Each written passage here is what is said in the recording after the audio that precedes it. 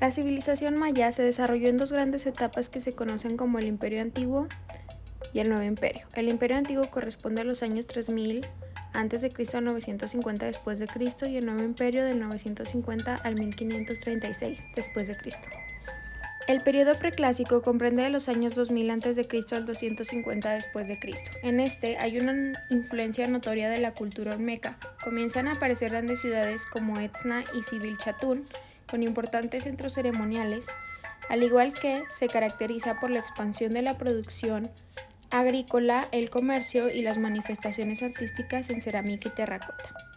Existe una notoria jerarquización social en la que en la cima se encuentran los nobles y los sacerdotes, además de una diversificación laboral que se dividía en caza, pesca, recolección de frutos, alfarería, textilería y un comercio asiduo. Seguimos con el periodo clásico que comprende los siglos III y IV. En este la cultura maya alcanza su mayor esplendor y se erigen ciudades como Palenque, Copán y Tikal. La casta sacerdotal tuvo un papel decisivo en la estructura del gobierno, y durante todo este periodo se destaca una íntima e intensa relación en el desarrollo maya con la influencia de Teotihuacán a través de guerra, intercambio comercial, dominio político y la cultura. Hay una crisis y caída del viejo imperio que se da por el agotamiento de la producción agrícola, por la destrucción de la selva, el requerimiento de la producción que no llega a satisfacerse, además de luchas internas dentro de la sociedad maya. Por último, se encuentra el periodo posclásico de los años 1000 al 1697, en el que decaen los anteriores centros sagrados de la zona de Petén y se desarrollan ciudades como Cabá, Sayil, Chichén Itzá, Mayapán y Uxmal en la península de Yucatán, región de clima seco donde floreció el Nuevo Imperio. En esta etapa las ciudades dejan de ser centros ceremoniales y se convierten en núcleos residenciales, además de que las ciudades pasan a ubicarse en cumbres rodeados de profundos barrancos para su defensa. Después de esto se dio la conquista española que culminó en 1697 y hoy en día existe una persistencia de la cultura maya.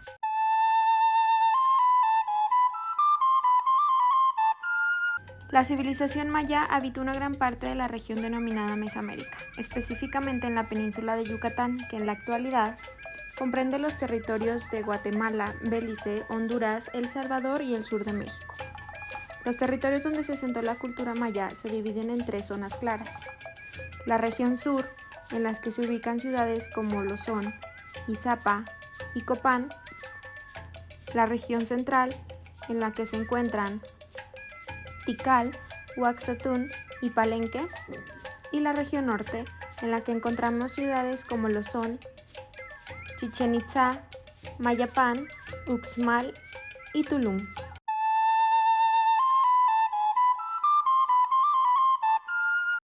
Organización social.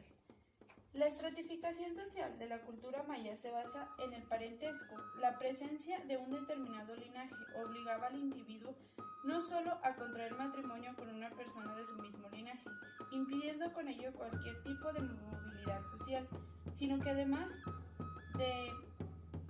le forzaba a vestir de una manera determinada, a ejercer la profesión del clan y a vivir de acuerdo a una conducta prefijada. En la cima de la pirámide estaba el Xalakwichik, que quiere decir hombre verdadero. Era la máxima autoridad de los mayas.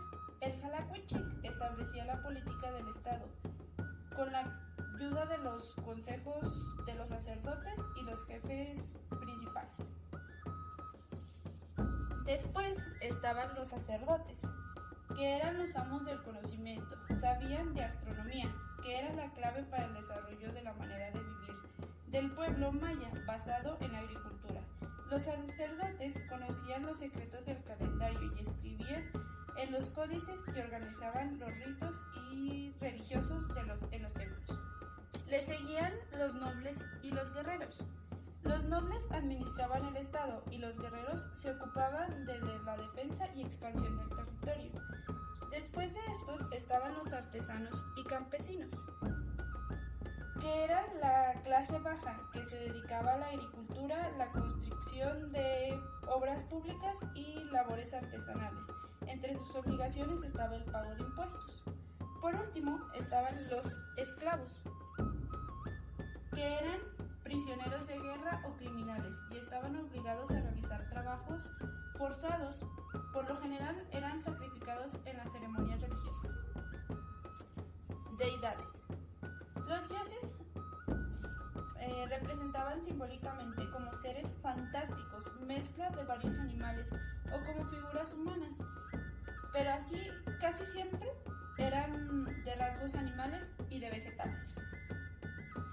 Entre estos se encontraba el Kuyak, que era el dios del agua, de la lluvia y era el que generaba la vida. El segundo es Ayakmun, dios del maíz. Se representaba como un joven que llevaba una mazorca de maíz. Después podría estar Bolon Diskak, dios relacionado con las fuerzas vitales, así como la fertilidad. Otro que también era importante era Euk Chuak. A veces aparecía como el dios benevolente de los comerciantes y otra como dioses de los guerreros. Itzamana, dios de la sabiduría, el inventador de la ciencia y conocimientos. Y Ixeushel, dios del tejido, de los partos, de la luna y de las inundaciones, y patrona de la medicina.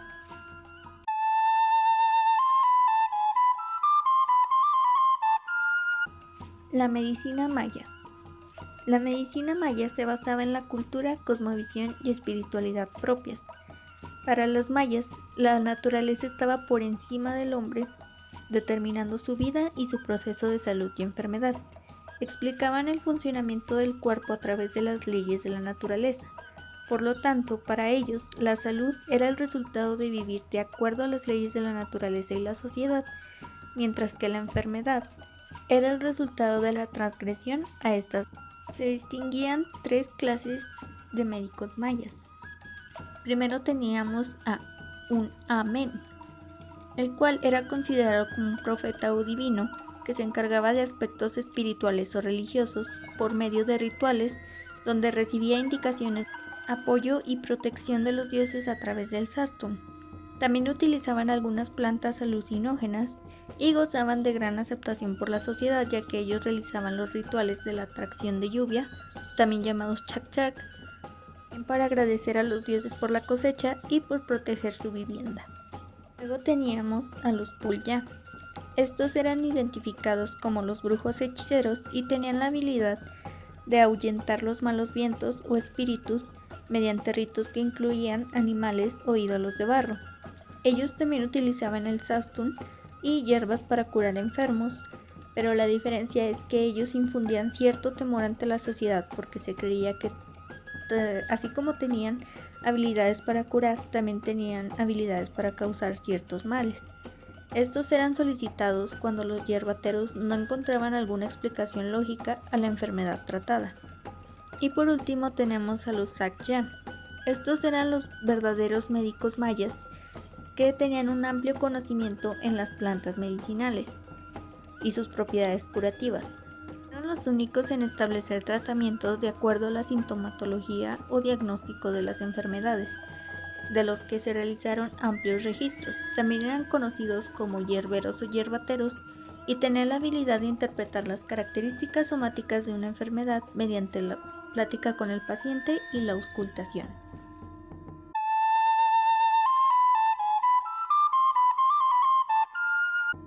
Para los mayas, el origen de los males y las enfermedades estaba íntimamente relacionado con aspectos morales y religiosos.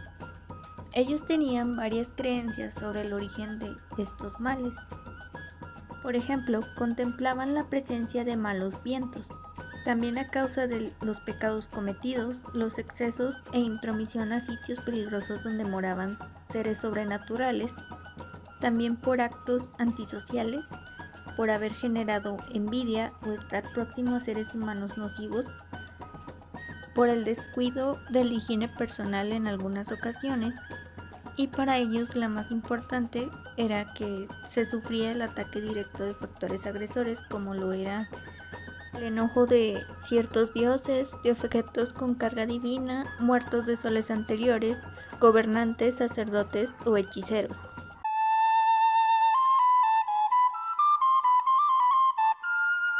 La formación de los médicos. Los conocimientos médicos eran transmitidos por los ancianos a los jóvenes, por lo tanto era una herencia patrilineal. Era normal encontrar que el hijo recibiera la experiencia de su padre. Tanto hombres como mujeres eran considerados aptos para el ejercicio de la medicina, solo que el hombre alcanzaba el rango de amén en su juventud, mientras que la mujer alcanzaba una condición similar hasta pasada la menopausia, es decir, cuando ya estaba libre de toda impureza derivada de partos y ciclos menstruales.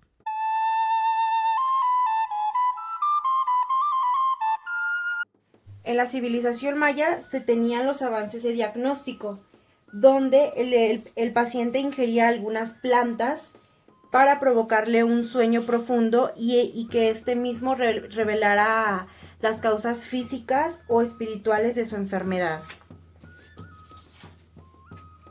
También el médico o desagya, que era conocido así, ingería estas plantas para que pudiera descubrir qué padecía el enfermo. Otro eran las tendencias astronómicas que se utilizaban, donde eran marcadas por medio del calendario. Otra cosa que se tenía que tener en cuenta era si el enfermo tenía algún enemigo que fuera capaz de provocarle algún daño. También se ponía bajo la almohada la planta de Artemisa, donde si este no provocaba un sueño profundo al paciente, esto quería decir que se estaba acercando su muerte. Otros avances que se tenían eran en la terapéutica, donde se utilizaban las propiedades curativas de plantas y animales. En la terapéutica también existía el proceso de curación, que era un ritual que incluía infusiones, oraciones, sacrificios, baños purificadores y ofrendas.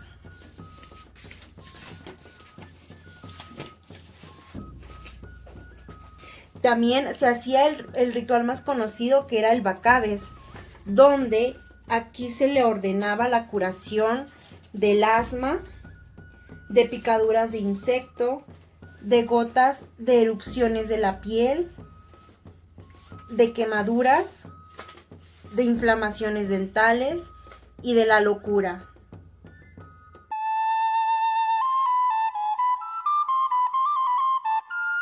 Aportaciones importantes de la civilización maya fue la herbolaria, donde se utilizaba la flor de naranja agria, que era el azar, el cual servía para la tensión nerviosa. Otro era el polmolche, que su savia servía para la viruela y granos. Otro era la guayaba, que su cocimiento de las hojas servía para la enfermedad de escabiosis, que esta es una enfermedad causada por los ácaros. Otro era la ciruela, la cual servía para el sarpullido. La belladona, que sus hojas servían para aliviar las paperas. Y la quitinche y la belsinquiche, que se utilizaba para eliminar el mal olor del sudor.